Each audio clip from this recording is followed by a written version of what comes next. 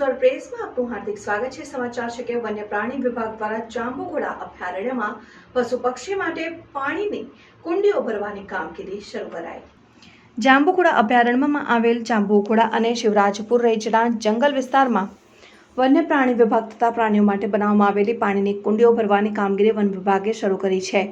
ઉનાળાની શરૂઆત થતાં જંગલ વિસ્તારમાં આવેલા કુદરતી પાણીના સ્ત્રોત સુકાઈ જતા જંગલના પશુ પ્રાણીઓ અને પક્ષીઓ માટે પીવાના પાણીની વિકટ સમસ્યા ઊભી થતી હોય છે, જેથી ઉનાળા દરમિયાન વન વિભાગ દ્વારા જંગલમાં પાણીની વ્યવસ્થા કરવામાં આવે છે।